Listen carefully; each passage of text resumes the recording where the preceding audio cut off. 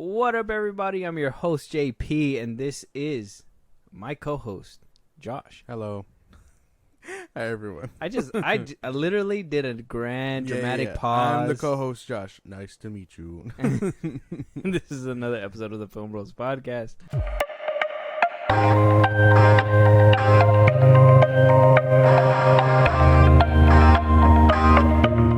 All right, before we get started, like I always do, first things first, I want to give a shout out to all the new listeners out there. Yes. I want to say thank you guys for tuning in, giving us a chance, letting us fulfill your day, or at least your hour, whatever. You know, if we leave a lasting impression, that's even more better for us.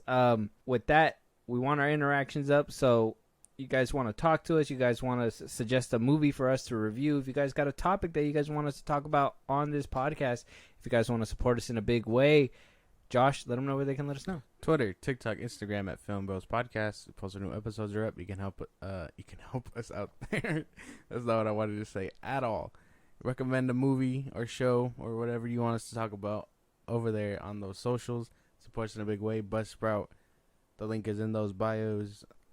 Subscribers get special perks and things made only for subscribers. So you help us out and you get nice things on the side that other people don't get. So Perkies. Exactly. And yeah, that's all. That's it. Yeah. Always comment, like, subscribe.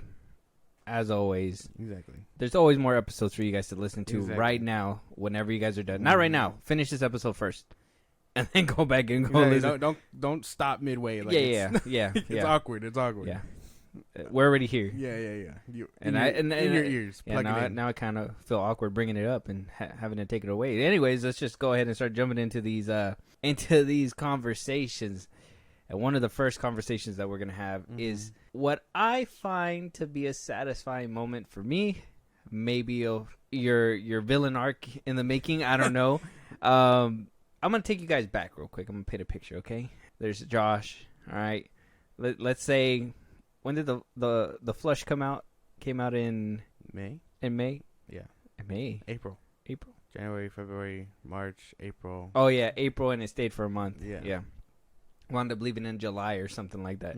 No. Yeah. Whatever. Yeah. No, your timetable's right. Yeah. No, June. It came out in June. Really? Yeah, June. It came out in July. Oh yeah. It wound up leaving. Okay, so take you back to a time before the Flush came out, about 9 months prior, maybe about 8 months, whatever. We had an excited Josh, all right? We had an excited Josh who was excited. Optimistic. For the Flash, okay? And what the future of the DC had held. And then you guys remember me being the one like, no. You got to hear me out. Listen to reason. Come back down to reality. One of the things that was propagated and pushed out when the movie first came out was the budget. The budget coming out really low after everything that we've heard, right? First of all, we're already getting lied to, right? We're told Tom Cruise said this is the movie we needed right now. No, it wasn't. Stephen King said it was the best movie. James Gunn said it was the best comic book movie of 2023. We heard all these lies, okay? So when we heard the budget, I said, that didn't sound right. And they roughly gave us an estimate of about like 200 to 220 million for the budget, plus advertisement, which they said was another like 80 mil or so that rounded up to about 300 million. Now word and reports are coming up saying that 300 mil that they were talking about had nothing to do with advertisement, and that was just pure production costs, money for reshoots. Obviously this movie has been through different iterations. It's insane that they even lied about this in the first place. We already knew that it took some kind of money to make this movie happen.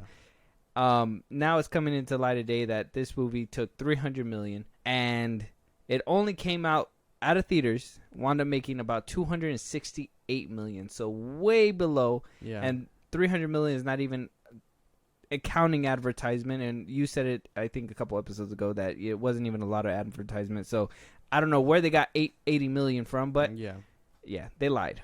Well, I would imagine just from the Super Bowl alone, when they had that. That's probably a good chunk of that shit. Oh yeah. 10 seconds of airtime is like $1 million. $30 million. Yeah, like it's. I'd imagine that's what hurt them in the long run. Because yeah, they didn't start promoting it till after that. Yeah. And then it was just like small clips here and there. Well, yeah, because the Super Bowl was supposed to give everybody like that, Super Bowl Sunday. Yeah. Everybody's gonna be like, yeah, tuned in. Gas it up. 300 mil though. Most movies pass that nowadays with no effort. That's not true. I think like regular superhero movies now are about 200 million, and I think they pass 300 mil. But I think those are the more heavier. Obviously, I guess what studios are banking on. I would assume that Avengers: Infinity War and Endgame had some kind of they had more production costs. I'm sure they had more. I think the first Avengers had roughly about a 300 million budget. No, that one had only 180. Ain't no way. Yeah, that shit looks like a TV show. I mean, that one aged poorly. That one aged poorly. It did kind of age a little bit poorly. That one aged poorly. But you got to understand, Paramount was fronting the bill at the time. Yeah. Marvel was almost in debt. It is what it is. But regardless, DC put in 300 million. God damn.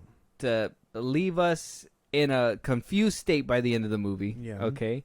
Leave us with some daunting CGI, some very, I would use the word horrific CGI. Disrespectful grave robbing. Yeah, I spit on them. Very, very, very. Left me angry. I would say not angry, but just very. Oh no. Robbed. 100%. No. You know me. I was pissed. Yeah. Well, you were pissed because, like I said, Happy Josh had to turn into no angry Josh. No. But if this movie was everything that you were hoping it to be, you would have been like, yeah, you didn't see the movie. Oh yeah, but like half the time, like even before that, I was just coming to the realization that what if it's not everything is cracked up to be? Because they showed a lot of the same stuff in the trailers and all that, and then. By the end of it, I was like, no. Yeah, you're making it sound over there like you came to the realization. I did. What? Like right before. My boy, like if I wasn't chiseling at your brain for a good 7 months, what are you talking about? Well, yeah, you were, but like it wasn't until when after, you chipping away, I was just like, damn, what if it's not the best thing in the world? And then it wasn't. It was worse. What if James Gunn is lying to me? Oh, man. What if Tom Cruise is lying to me? 300 mil is crazy, and like I said, I like to think most superhero movies crack that unless you're like pissing the bed hard, like Ant-Man and Quantumania. Oh, you mean Shazam. Make it back? Yeah, make the money. Most movies I think hit around 300. Oh, I thought you meant like budget wise. I thought you meant like most movies usually spend like 300 million. You need to clarify, man. The viewers thought the same thing. That's what I meant. 100%, they thought the same thing. I thought they're shaking their head right now. Like, okay. We thought the same thing. Well, that meant is the return, obviously. Well, like most movies average out close to 500 mil past their budget, depending. A good 200-300 mil on top of what they paid for the movie. It depends. It really does depend, and especially in this kind of time. Wasp, no. Well, they made 400. Well, they failed though. Okay. Well, okay. Let's paint a picture. Okay. Like I think we talked about this before, but just to kind of give you a refresher when it comes to like box office and all that.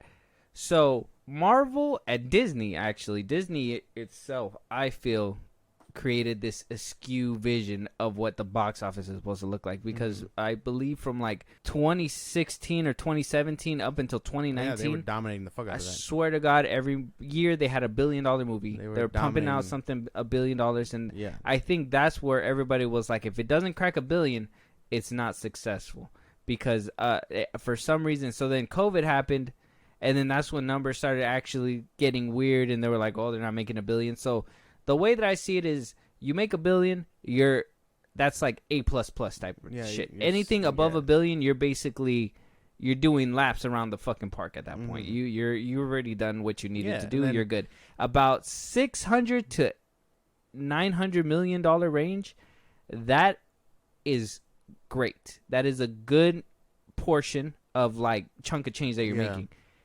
About 400 to 500. That's moderate. That's about, I would say, that's about if like a brand new movie that's very obscure that is really actually good and word of mouth is doing really good, like about 400 to 500.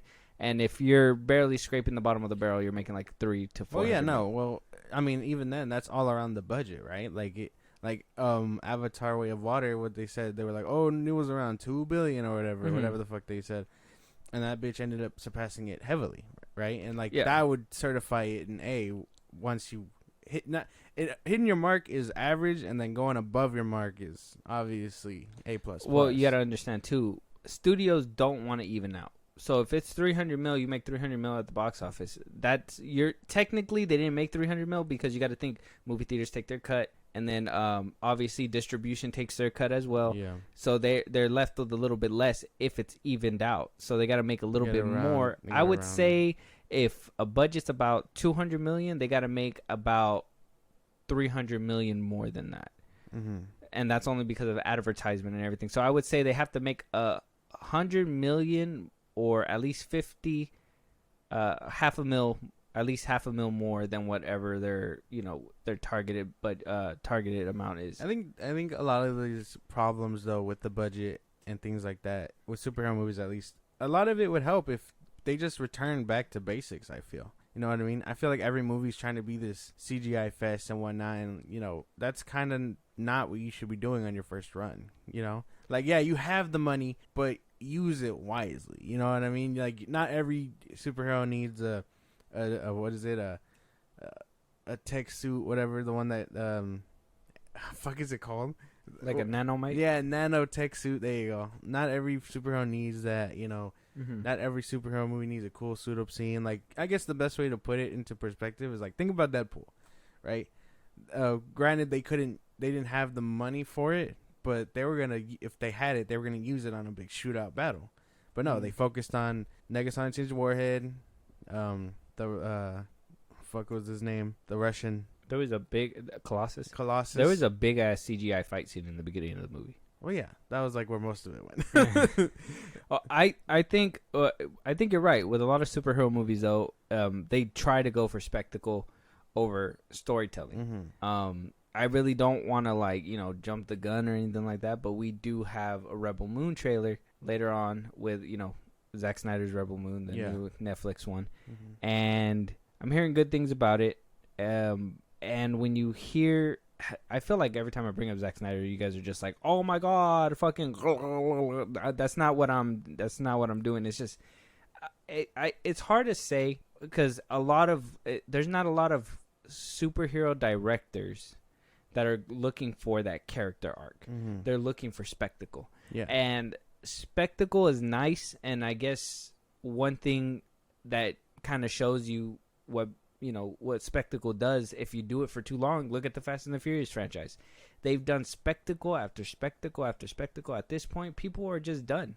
By the time I think it left the box office, I think it only made like about 500 mil. It barely crossed its mark, yeah. Yeah, so it's, you could really burn out. And I think that's what's happening with superhero movies. And I think that's why a movie like this got the inflation that it did, because one is reshoots and everything that was happening. Yeah. Two is obviously the spectacle that needs to happen. And even if they had to do reshoots and that directly affected the spectacle part, that is costly right there, my boy. Like that is so costly. Well, yeah, so obviously, yeah, this movie is a bad example only because of the hell it's been put through. This movie is everything you should not do. Basically. Like if you could teach a course. Yeah, like this is the example, right? Like not even like the technical stuff, like I guess actors and stuff, but CGI and like things behind the scenes, because it takes money to call everyone back and reshoot and then have people touch up CGI that they thought they finished, but you're like, nah, we had to reshoot that, so here's a fresh scene with none of the shit that you did before, and then so on and so forth. Makeup and things like that. Zod was, like a lot of those things are just things that come out of the paycheck. Yeah, paychecks that people aren't seeing. And a lot of the times too, a lot of people don't know how to shoot CGI well, and that's an issue too. But like if I could just, I guess the best thing about it would be like the earlier 2000 superhero movies. I think about, I guess the best one that comes to mind, not just Deadpool, but like the first Spider-Man movie, Daredevil. Right? Well, Daredevil had a lot of CGI, but that's only because of the echolocation thing. Yeah, and and obviously the stunts. Yeah, they try to do their best. You gotta applaud them for that. But I guess the best one would be like the early X-Men one, Spider-Man. They kept it minimal. Only CGI'd him swinging when it was time to take the mask off. They took the mask off, And then in the second one, they went big. Same thing with the third one. Like you should be building up to that budget. Don't run with your first one and then be like, oh, let's make it this big spectacle. Like, no, you should want to draw in audiences with a story first.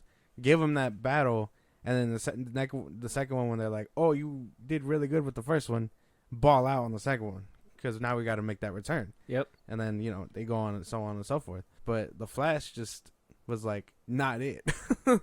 They just didn't hit the mark at all. Could not have said it better myself. It is what it is. Like we said in our last episode, the Flush being WB's biggest flop, and them confirming that it was a $300 million budget, just that confirms in itself how catastrophic this movie was and how wrong studios are, because they thought this movie, they put all their chips in on this one.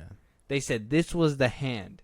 We have no bluffs behind this. This is the movie that is going to make so much money. People are going to love this shit. Yeah. And shit the bed. I ain't love it. Yeah. I did not love it. You did not. And you were actually the biggest fan, so it is what it is. But WB put me in my villain arc for them. I'm telling you. The banes of my existence, these guys. I don't know. The Flash movie could have been something different, and who knows? Been something precious. Yeah, who knows what it could have been under Zack, under, you know, the few directors that it had before. Like, it could have been this thing, but like too many hands cooking this bitch, and then, you know, at the end of it, they were just like, here you go. It is what it is. Is it a little bloody? Sure. I wonder if this is really going to affect, like, Ezra Miller's career. I like him as an actor, so, I mean, I would have hoped he would have came out unscathed. I would have hoped that he would have came out with at least a little bit of money out of this movie. I guess that was, like, my optimistic part, but I think he'll be alright. I think the ones that'll end up taking the hit, Sasha Calle, Michael Keaton. I know you really you said before that you liked her performance. How do you feel now that you've gave it some time? I still like her. She just deserves more screen time. Shut the hell up. Wow, how are you gonna ask me and then tell me to shut the hell up? What kind of disrespectful shit is that? Just like that. Just like that. Moving on. No, I'm not done. Okay, go. Because you don't get to do that to me. I liked it. I think she deserved more. She should have shined a little bit brighter than Keaton, I feel. But yeah, she was alright. Moving on. Now you can move on. Oh, I was moving on before you. Well, now you can move on. Go ahead. No, but I was doing it before. Okay, I don't care. Go ahead. All right, yeah. But if you want, if you want to go ahead and let off some steam, Zachary Levi's right here as your punching bag, and he makes it fairly easy. Again? Oh man, again. He lives. He's always like in the news just doing saying some dumb shit. So the other day we had a rumor for you guys from My Time to Shine. Hello, wound up coming out saying that a live action remake of Tangled was in the works, but has stopped because obviously the strikes are happening. But I guess who was in the running for that and being eyed to be the lead role to play Rapunzel was Florence Pugh. Mm-hmm. I guess Zachary Levi got a hold of the news, and as we all know, he played the infamous, the best Disney prince, Flynn Rider. So he says, self-proclaimed by Zachary Levi. Yeah. I find the video kind of corny, but I'm going to show it to you anyway. Okay. Because I think it's hilarious. Here we go. Okay, wait, hold on. Before we go, my man's a goofball, so just get ready, guys. All right, here we go. Production, what if you could be in any Disney Broadway production, what would it be and who would you want to play? Well, so here's the thing. So I've had people come out to me for years now because there's always been like these rumors of, oh, will there be like a Tangled Broadway show?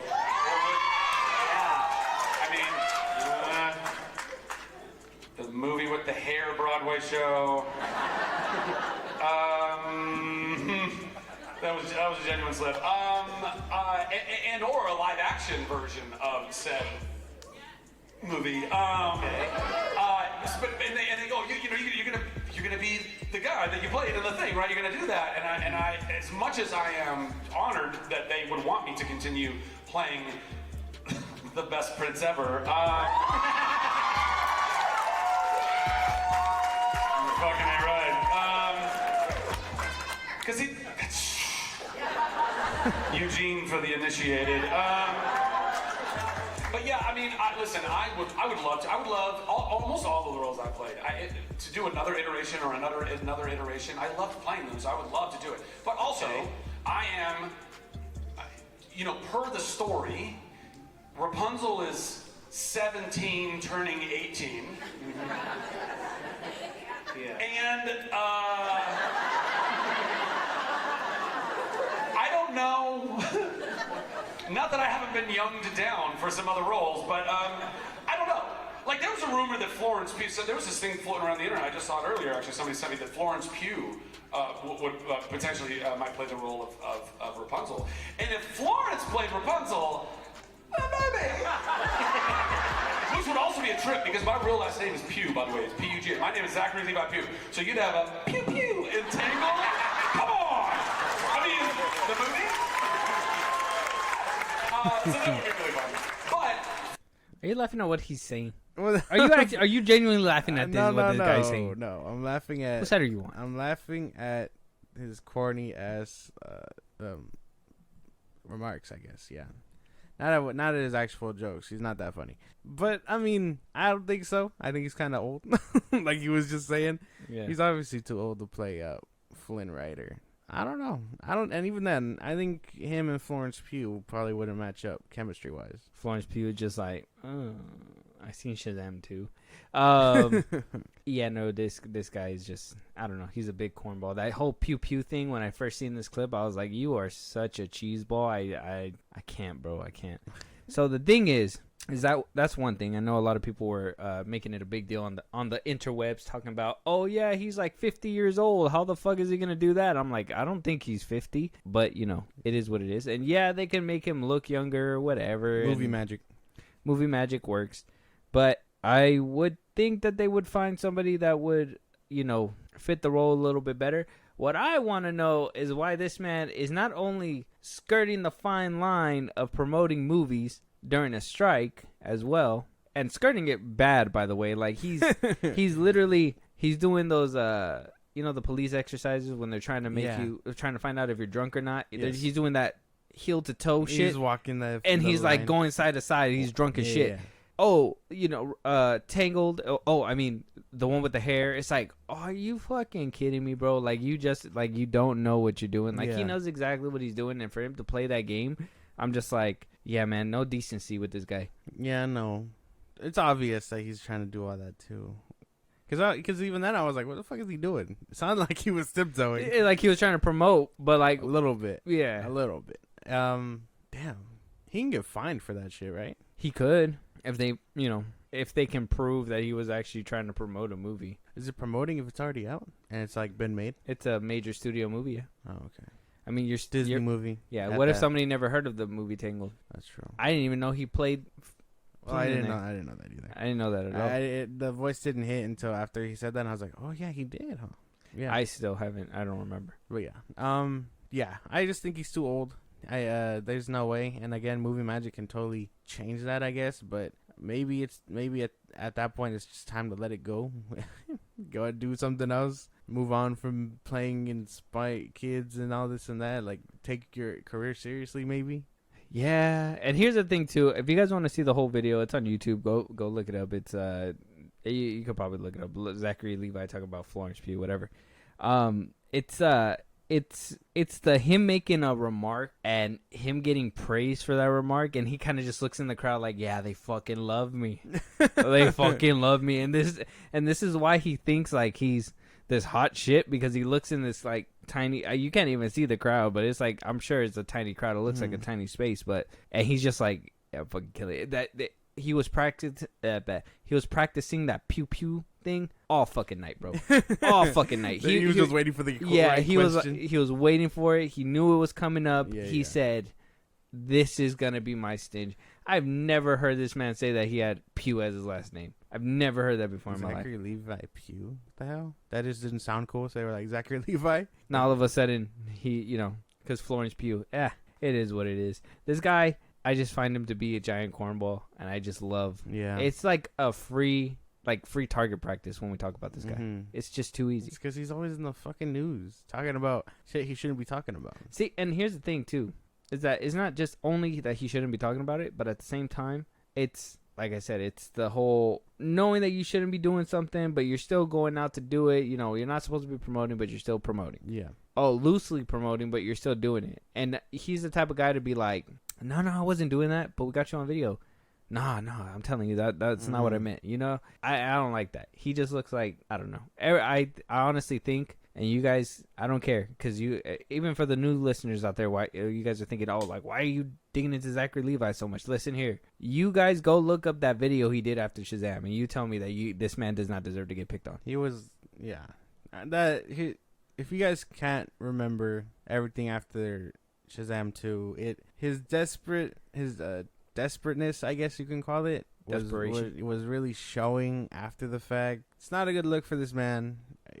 I think he's forever tainted because of those things he was saying and what he was doing, especially trying to actively kiss James Gunn's ass to stay in the DCU. That was the worst. Like, it doesn't work, and I think that's why he's this easy target, because not only is he saying this shit, but he's tainted. He's tainted because he couldn't just take it on the chin and move forward. The Rock couldn't take it on the chin either, but, you know, I think after he had time to clarify it, and I think he was I think we covered it when he was talking to Kevin Hart about it. Like, he found clarity, and he understood, like, he couldn't strong arm his way into it, and I think now he's just more like, okay, it is what it is. But Zachary Levi, I still feel like if James Gunn wanted to be like, hey, you want to be Shazam, he'd be like, oh yeah, like, give me a third try. See, when The Rock does it, he looks like somebody who's gonna stand his ground, and they'll hear him out. When Zachary Levi does it, it sounds like oh, Peter Safran, you want to go to this vacation with me or whatever? I'll pay. Yeah. I'll pay for this or whatever, blah, blah, blah. Yeah, so, you know, Peter, over dinner, we should have some conversations about my future within the DCU. Like, that's to me what I feel Levi does. Yeah. That's probably, like, exactly what he does. And I'm just over it. I'm over it with this man. Moving on, though. Sad days, sad times. Sounds like to us that we're no longer going to be hearing a certain Mario voice by Charles Martinet. He is the OG voice of Mario before Chris Pratt decided to come out in that new $1 billion 2023 movie. Actually, speaking of that, it's no longer the highest grossing movie of 2023, the Super Mario Bros. It is now Barbie. Today, actually, at the time of recording this, it has reigned supreme. So it is now the highest grossing movie of 2023, Barbie. But Charles Martinet has now moved on from the role. And in my opinion, and I'll tell you what I think they're doing in a second, but Nintendo put out a statement, and I'm going to read it for you guys. Charles Martinet has been the original voice of Mario in the Nintendo games for a long time. As far back as Super Mario 64, Charles is now moving into the brand new role of Mario Ambassador. With this transition, he will be stepping back from recording character voices for the games, but he'll continue to travel the world sharing the joy of Mario and interacting with you all. It has been an honor working with Charles to help bring Mario to life for so many years, and we want to thank and celebrate him. Please keep an eye out for our special video message from Shigeru Miyamoto and Charles himself, which we will post at a future date. How do you feel about that?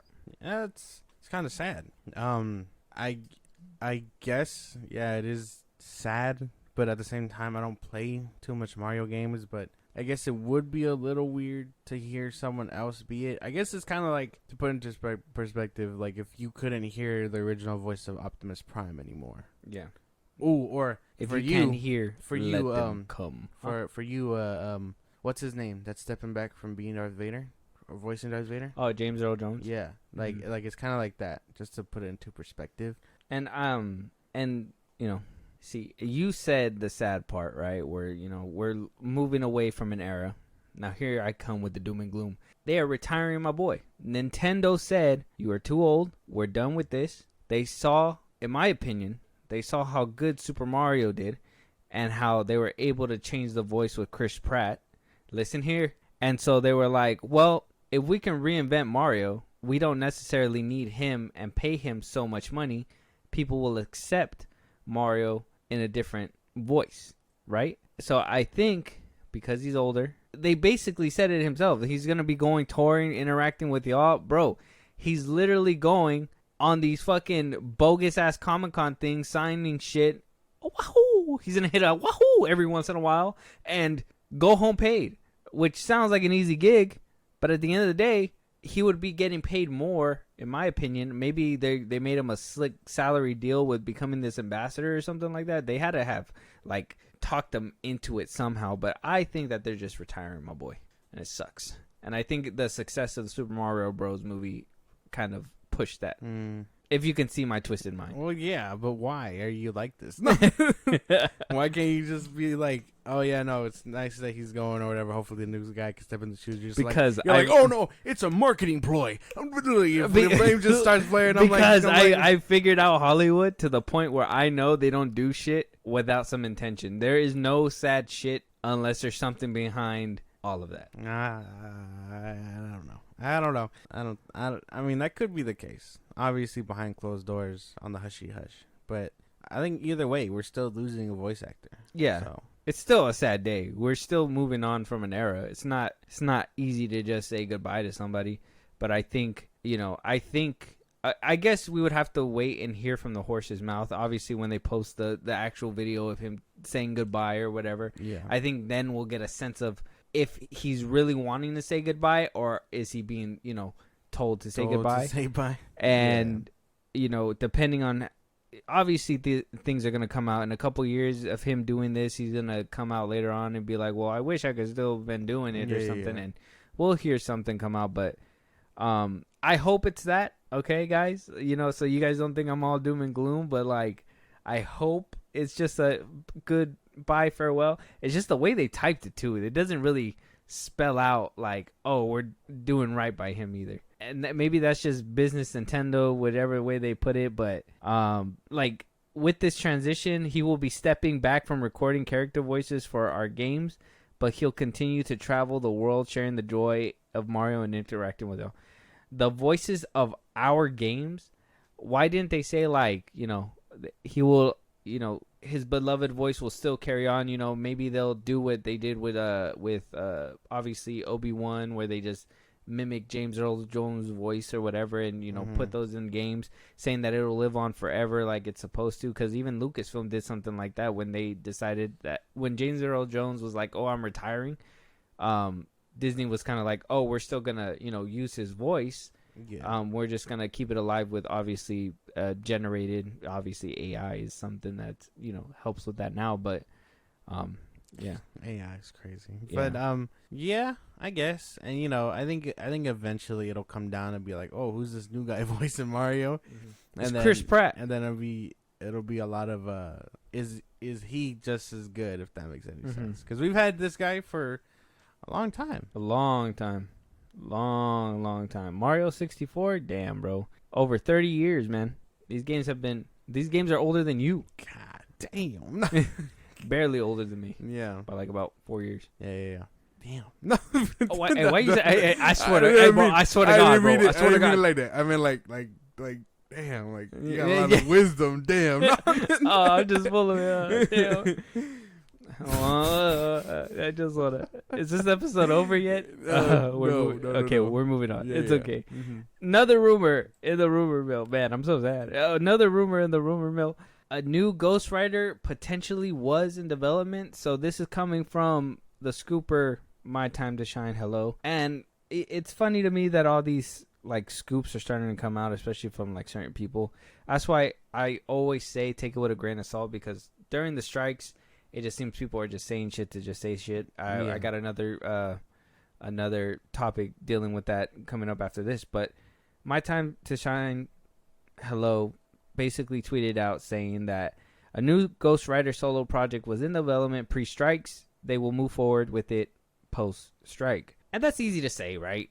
That's easy to say. Yeah. That's easy to be like, oh, yeah, they were talking about it. Mm. Now, all of a sudden, they're not talking about it. It's like, isn't that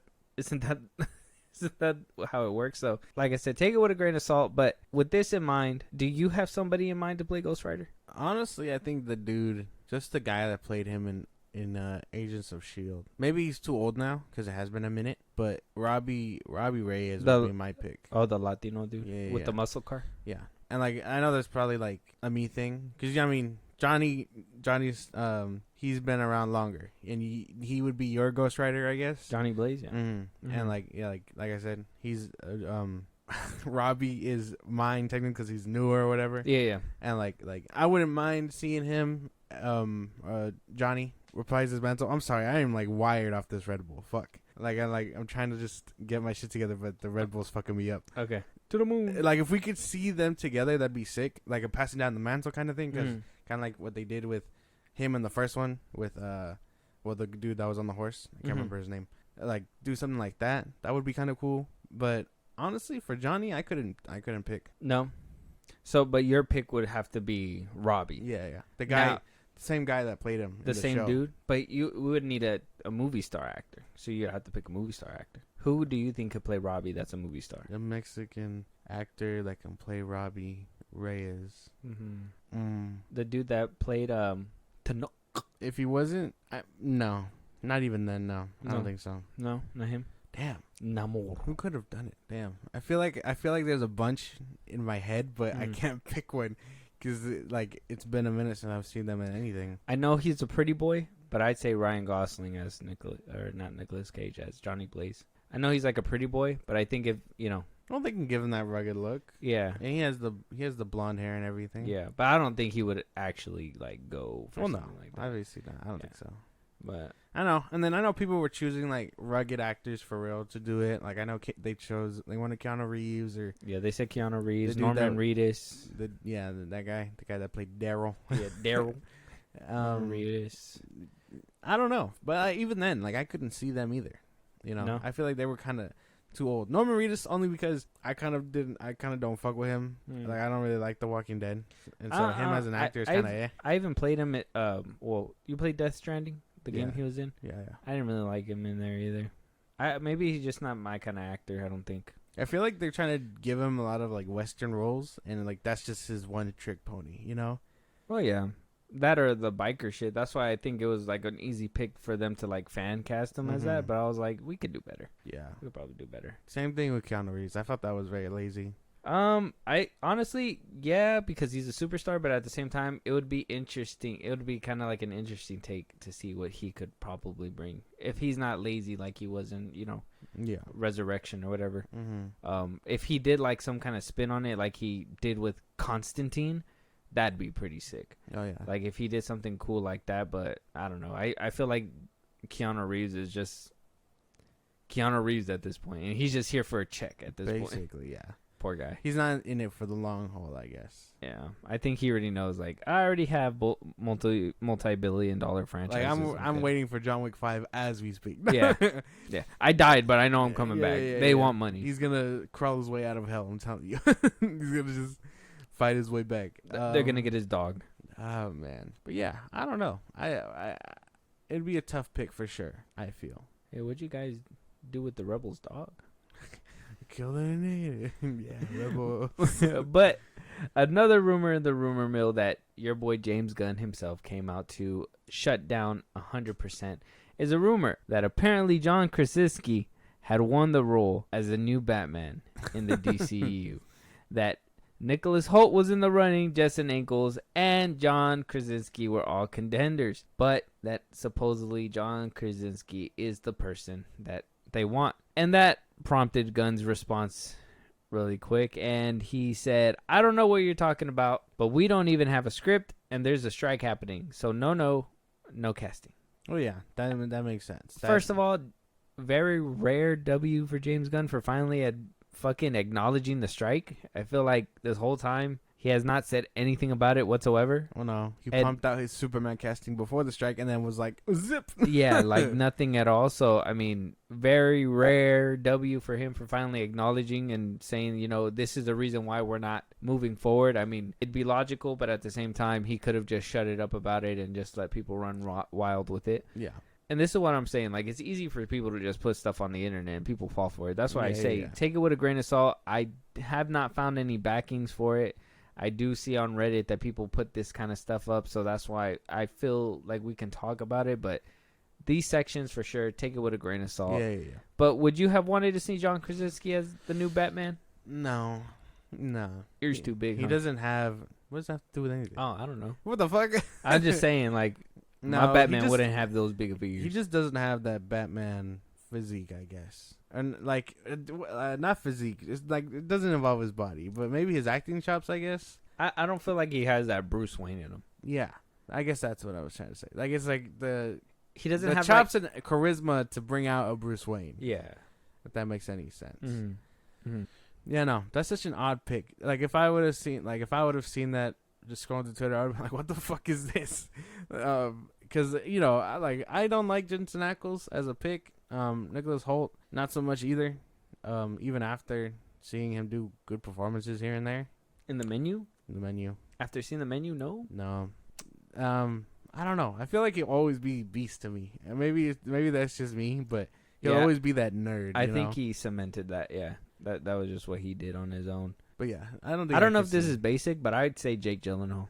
I don't know if he could bring out a Bruce Wayne, but I think a Batman for sure. I think so. If it was anything like the Pattinson's Batman, I guess early on, kind of like how he was in Nightcrawler. It could be something like that. But he obviously we know he can get built. He's probably a solid pick. If he wasn't old, John Hamm. John Hamm. Yeah, he is an older cat. He would have to get an older Batman for that. And I think he said he wasn't doing older Batman, did he? No, just not older Superman. Yeah. He'll do an old Batman with a fourth Robin. but with the whole Bat family, my boy. But old Superman, that's where he draws the line, you stupid fuck. Hey, man. Hey, chill, bro. No. I told you, the Red Bull has me wired. Zachary Levi's my punching bag. James Gunn is his, for whatever reason. Like, and he's the one who's handling his DC. Exactly. And I was a big fan up Didn't until you ever he showed hear up. that don't fuck with the waiter that's handling your food? Yeah, well, They're going to hit you with a big old I can quite literally see my hibachi chef, and he's fucking it up in front of me. No. I'm gonna be like, sir, is that supposed to be burning? Like, it doesn't work. But yeah, I think if I had to pick someone, even though I know he's older, obviously, but John Hamm would have been my pick. Pattinson was my pick, and then, yeah, the Batman came out. No balls. Make Danny DeVito the new Batman. Make him Robin. No balls. No balls. Make him Robin. James Gunn, your move. But yeah, John Krasinski is so left field. So random. That one was a random one for sure. That one was random. And I was just like, I don't know. I don't see him as a Batman at all. That would have been a crazy pick. But I wouldn't put it past James Gunn, to be honest. I would think that he would see something in him and he would be like, I could bring it out of you, bro. And Krasinski's going to be like, no, you can't. No, you can't. I'm telling you, my capability ends here. I'm going to go do A Quiet Place Part 3 now. Yeah. It is what it is. I mean, people are still wanting him to come back as Mr. Fantastic too. I think that was a one and done. I don't think it's happening again. Yeah, no, unfortunately. But in other news, we are weighing Disney down, and we're finally making them crumble, bro. We're making them crumble. I'm gonna tell you why we're making them crumble. Why? We are now getting physical copies of their Disney Plus shows, and you know me. Oh shit! I love me some physical copies. Mm-hmm. So the thing is that Disney Plus, when it first launched, they were like, no physical copies, because if we want subscriptions to go up, and we obviously want you guys to come watch our shows here. Yeah. They refused to give us a season 1 of The Mandalorian, season 2, nothing like that. There were no physical copies for anybody. Now it seems like they're begging for change, because now we are now getting season 1 and 2 of The Mandalorian on physical copies. Oh shit! We're gonna get Loki, WandaVision, potentially season 3 of The Mandalorian pretty soon. This is the Loki box set right here. That looks cool. It looks really nice. And then we also have the WandaVision. Where's the WandaVision box set? That one looks really neat. Where are you? I'll Google it for you.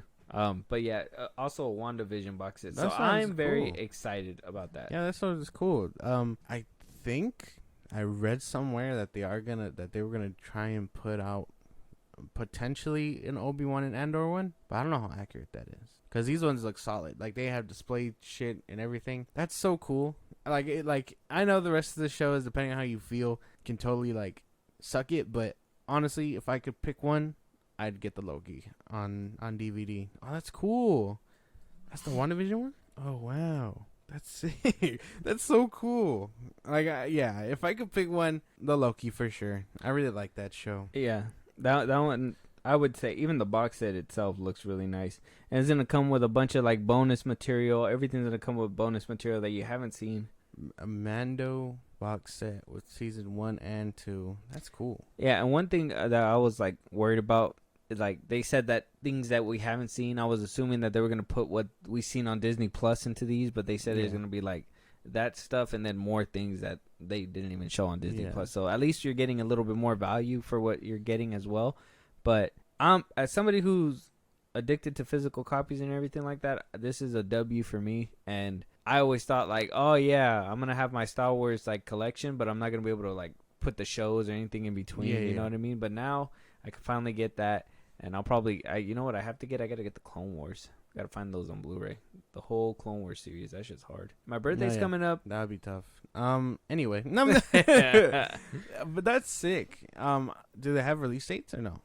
Yes, August 28th. Oh wow. You could pre-order. Oh, that's close. Interesting. Is there an actual like date though? Because that was just a pre-order. Okay, so Loki first season will be September 26th. WandaVision, the complete series, will be November 28th. The first season and the second season of The Mandalorian will both be released on December 12th. Damn. They're like Christmas gifts for everybody. Mm-hmm. They're also going to be doing The Falcon and Winter Soldier. That's going to be one as well. That seems to be it so far. So, I mean, if we get this, then I guess the other ones will follow eventually. Yeah, they're going to have to, especially if they're getting to the point where they're already doing this. And they had said in the beginning, they said they weren't going to do this at all. This has to say where Disney's at right now. They're, what state they're in. Yeah, we'll get there eventually. We got them big bitches in a chokehold and exactly hitting the fucking mouse in the face. Spill the DVDs, goddammit. Shaking the shit out of them until I get every single last Blu-ray disc. But that's cool. Interesting. I think it's sick. And then especially like the steelbooks, I love how every single one has like unique fucking new ass art. It's very nice, very different. But moving on, Dave Bautista and Jason Momoa going to be starring in a buddy cop comedy. And now this movie has been in limbo for a while, okay? But now it has a director attached to it with Blue Beetle's own Angel Manuel Soto. Mm-hmm. He will now be helming this movie. Now, this movie was in a bidding war from MGM back in. We talked about it a little bit. You probably don't remember it because at the time it was just buddy cop comedy. Nobody was attached to it. It was just a selling thing, and I even thought that nobody was gonna. It just died out. Yeah, that it was just not gonna happen. I thought it was one of those that's gonna be put in the back. Yeah, but Jason Momoa had signed on. So did Dave Bautista beforehand. Mm-hmm. Now. Everybody knows because of the strike, there's no guarantees. They would have to re-sign the contract because once the union contracts time up, all contracts time up. So they're not legally attached to this movie if we want to get actual legal about it. Mm-hmm. But it seems like they're on board to play it. So with that and having the new Blue Beetle director attached to it, it's closer to being greenlit. It's just about the timing of the strike now. That's cool. I know this is homie's second movie, right? Second film debut. I could be wrong about that. That's cool. Jason Momoa and Dave Bautista, two of my honestly up and coming actors, like on my list. Like that's sick. I know they're gonna hit it off. Their chemistry is gonna be insane. I know it. Yeah, that would be his second major movie. That's crazy. We gotta watch Blue Beetle to see how it works out. But for me. Great for Dave Bautista and Jason Momoa. Jason Momoa really, we know he can play Goofy, as you seen in Fast X. Mm-hmm. Dave Bautista, I mean, I guess it's cool to dip your toes in the sand every once in a while and just have fun with it. But I thought he wanted to do more serious roles. And, after Guardians of the Galaxy 3 and seeing that he didn't really get any serious in that one, we seen him at Knock at the Cabin. But what about the other serious roles that he said that he wanted to take? Like, why aren't you... Army of the Dead is one of the more, I guess, serious roles that he has taken too. But I want to see more of that. I don't really think I want to see him, like, in comedy movies. Because he's funny, but I just don't want to, like... I want more for him. I think he's one of the better wrestlers turned actors. Oh, yeah. Obviously. The competition is... The bar isn't that high, but like he's exceeding, But it's more of just like I think compared to the Drax role entirely, anything is better than that. You know what I mean? Yeah. Like, granted, it's what got his foot in the door, I guess, but the way they treated him in those movies isn't ideal. And honestly, he's, like you said, he's been breaking down that door. He's been in a lot more roles since then. I think it's time for him to just start honing his skill. Then we've seen him do something serious. I think it's time for him to do something lighthearted, something that actually takes acting, that, you know, and not just a bumbling idiot like Drax was. Mm-hmm. So I think this is like a nice little a step in the right direction, you know? Yeah. I mean, I guess if you want to look at it that way, I guess I can look at it that way with you too. Because anything with Dave Bautista, I think, is a treat. Like I said, he's one of the better wrestlers turned actors. I think he's a really good actor.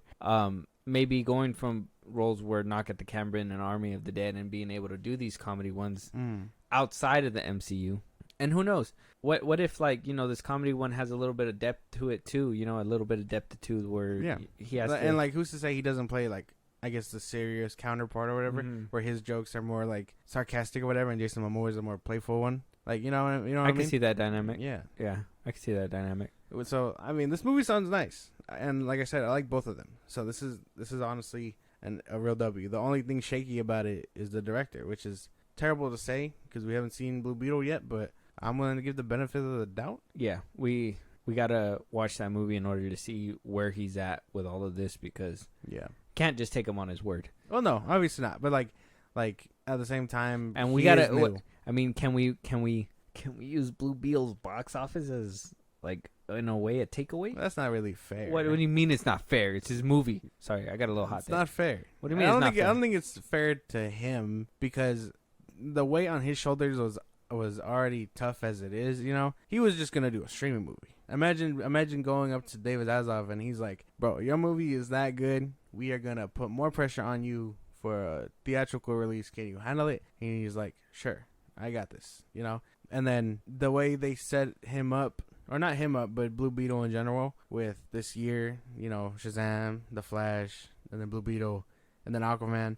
I think no matter where they place this, it was kind of doomed this year, unless they pushed it back. But I know they didn't want to do that because they need a hit, and they think Blue Beetle was also going to be that thing behind The Flash. So I think it's just poor timing on this movie's part, and then, you know, all the WB trash.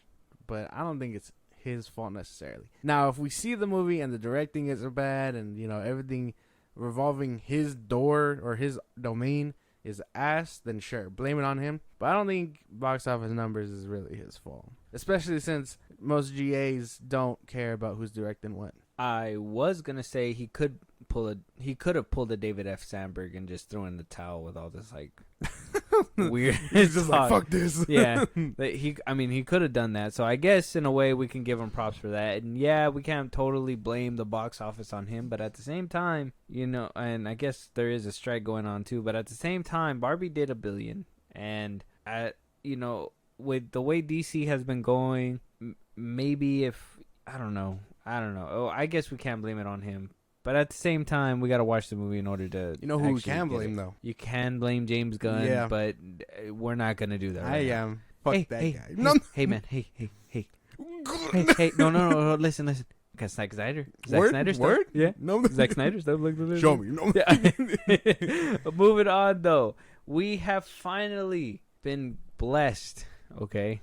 Yeah. Now, I've been super hyped about this. Yeah. We've got a trailer for the new Rebel Moon. You've watched it? I have not. Slick son of a bitch. I haven't seen it. I haven't seen it. The craziest thing is because, well, I was editing Wednesday's episode, but before that, I did turn on GamesCon because, you know, I watch those game shows anyway. Right as I turned it on, Zack Snyder pulled up, and I was like, are they gonna play it right now?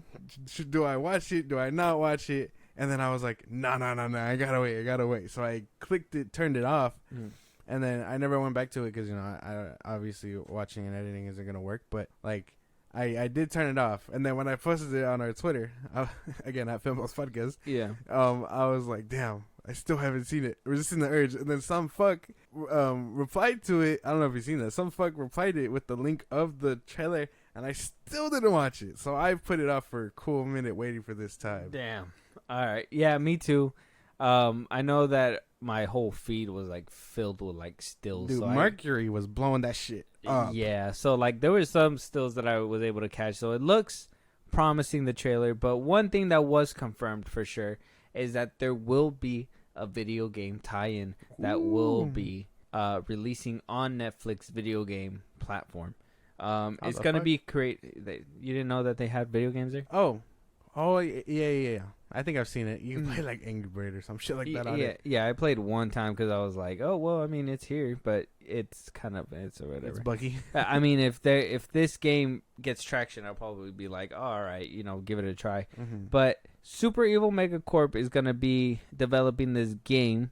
It's going to be a Rebel Moon adaptation. It's going to take place 2 years after what is part 2 of Rebel Moon, and we also got confirmation on what these movies are going to be called, which will be Rebel Moon Part 1, A Child of Fire, that will be releasing this year, December 22nd, 2023. Mm-hmm. Then we have Rebel Moon Part 2, and because it was shot back-to-back, because Zack Snyder is a fucking visionary, we don't have to wait because of a strike. They are going to pump that bitch out as soon as possible, unless there is a director strike.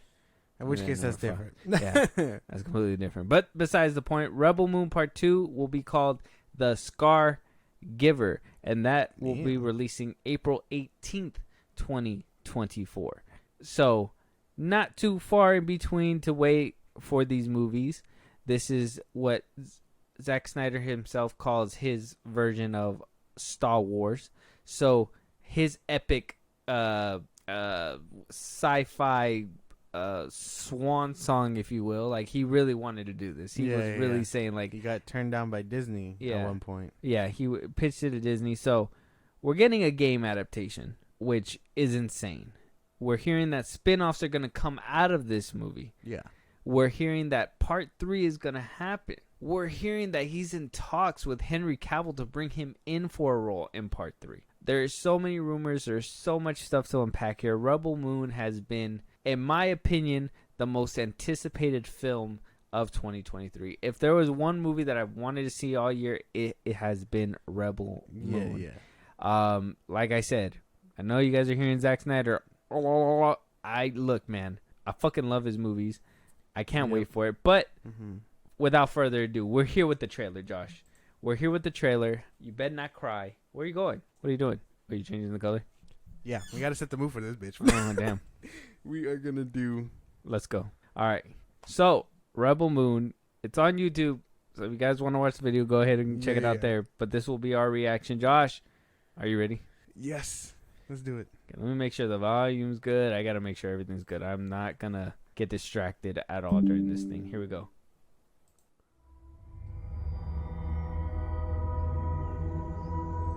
Ta-da.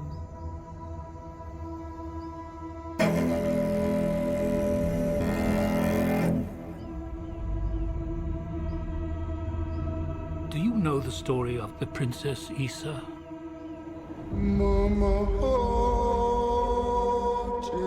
In myth, she was called the Redeemer. It was said this child would stop the madness of war. That she was to usher in a new age of peace and compassion.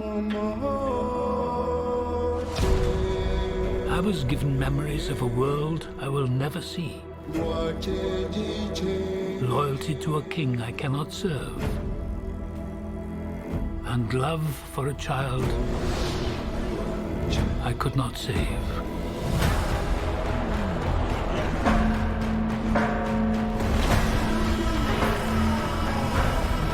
What do you think they want? Everything. I've found her. Scargiver. I am a child of war. I was taught that love is weakness.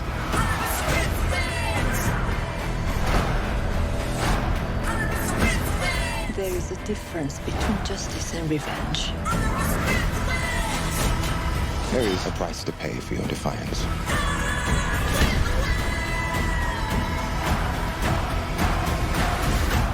Shh. One moment. I do love this part. Hold on. I don't want no trouble. We're not here to bring any. Are you ready? You and I boast no fear. Let's show them that we're not afraid.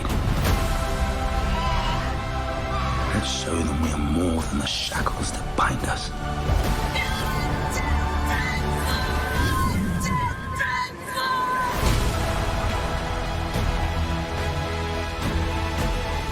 A king is a man, and a man can fail. But a myth is indestructible. The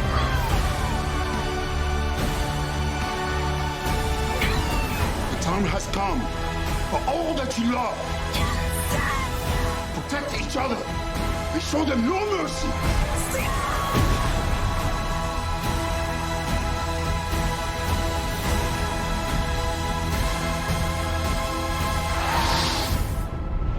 Who among you is willing to die for what you believe?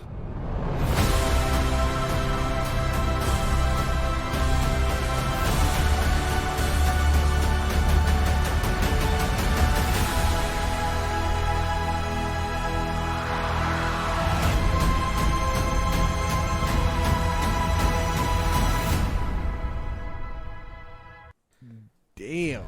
Fucking epic. That looks sick. Very good. Look, man. I want to hear your thoughts, bro. What do you think? That looked insane. It looked actually. crazy for a Netflix movie. Yeah, they pulled out the stops for this, man. Oh my god. I'm just saying, you know, DC stuff aside, right? WB is gonna eat their fucking heart out when this movie comes out. I know it. You know what I mean? They're gonna know that they fumbled. I'm telling you, this movie's gonna do wonders. Not even this movie.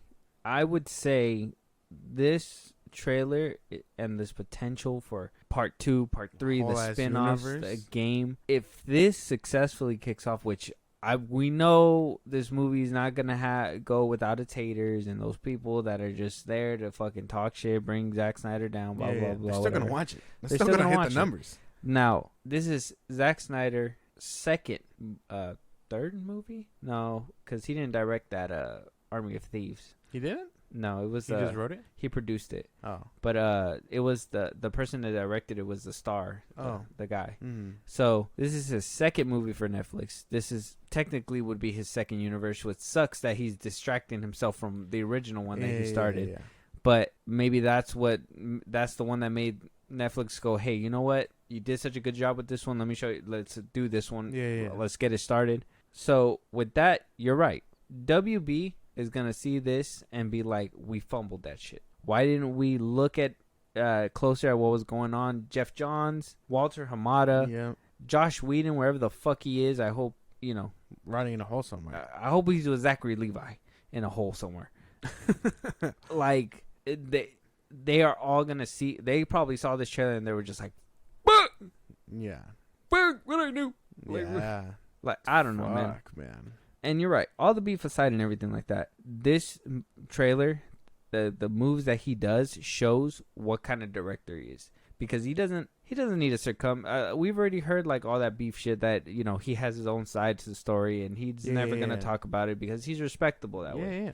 And that's fine. Yes. He would rather show with his work that what he can do when he has actual creative freedom, when he's not hindered by these fucking suits that, we need a cinematic universe tomorrow, blah, blah, blah, blah. No. Give him time to work. Give him time to cook. And he's making you some fucking bomb-ass fettuccine Alfredo fucking fire-ass food, bro. You don't let him cook. You're still going to get some good-ass food, but it's not going to be to everybody's liking it's supposed to be. Like, do you want the food from Gordon Ramsay or from his under chef? You know what I mean? That's basically the best way to put it. It's kind of like those videos when people go to Salt Bay's restaurant and they don't get Salt Bay. It's just some random dude cutting your meat and feeding you, and it's not actually Salt Bay. Yeah. It makes you like, what the fuck? I paid for all this experience. Give me the experience. Yeah. Oh, man. WB. It's going to be a tough ride for y'all because while y'all got, all the Superman stuff aside, James Gunn beef aside with me, you have a universe struggling to get off its feet still. And this one is going to take off. You know what I mean? Immediately, whether it be because the Snyder cult, quote unquote, whatever, Look, if this movie takes off on the Snyder cult alone, that isn't like, that makes sense. It's not like Zachary Levi be looking in the crowd like, yeah, they're laughing. You know, it's Zack Snyder. If he's able to, because Zachary Levi fans, if they loved them, Shazam 2 would have been 800 mil or more, 600 mil or more. Zack Snyder, even at his worst with the DCU, was raking in $800-900 million. That's with people, controversy, BVS nonsense, blah blah blah, whatever. It doesn't matter. He's gonna draw in numbers. He's drawing in tickets. His movie's gonna do numbers. Most anticipated movie. Netflix swooped the gem up, man. If y'all heard me say that Asteroid City is, if you all heard that review, I'm just saying it has some competition right now. 100%. We're gonna have to see when this movie comes out, and we have a short amount of time to watch it and do a review. And then ranking after that. Yeah. What? We're gonna rank it on. It's the first movie. No, we're gonna rank it on the on our list. Oh yeah. Oh, that's right. The top 10 2023 list. Damn. This movie's gonna be like the 22nd. It's gonna have Christmas and all that aside. We probably won't even push that out to like January, depending when this movie comes out. Well, that ranking I'm talking about. Oh yeah, that's probably gonna be like mid-January or something like that. But this movie's gonna have like the, what's it called? That freshness effect, where it's gonna be fresh in your head, so you're gonna be like automatically dun. Dude, it's gonna be so fucking. It's gonna be good. Yeah. And if it takes off, which I have no doubt it will, WB is gonna have a tough time eating their taking back what they did to him, to this man, The cinematography looks great off the trailer alone. Sick. Like that scene with the robot and the blue lights, that looks fucking cool. Mm-hmm. Can't wait. With that, let us know what you guys think about this Rebel Moon trailer. Let us know if it's on your guys' watch list, or let us know if you guys hate Zack Snyder, and if every time we talk about him it just sounds like it is what it is. With that, that's going to be our last topic of this episode. Mm-hmm. If there's something that we should have been talking about that we haven't, a movie you guys want us to review, you guys want to support us in a big way, you guys want to catch up on all the tea and all the episodes that we have, Josh, let them know where they can let us know. Twitter, TikTok, Instagram at FilmBros Podcast. Post when new episodes are up. You can hit us up there for any news or movies you want us to cover over there. So go ahead and do that. We will gladly take in your options. Listen to our older episodes. Again, we mentioned that we did a review on Asteroid City. You can listen to all that on anywhere you get your podcast. That's Apple Podcasts, that's Spotify, that's YouTube Music. Anywhere you get them, we're on a bunch of sites. So go listen. Subscribe to our little Buzzsprout page. Subscribers get special perks. You help us out. And like I said, you get special perks and things that other people that aren't subscribing don't. And then when it's all said and done, subscribe to our YouTube at FilmBros Podcast. Yeah, we'll talk to you guys on the next one. Talk to you guys later.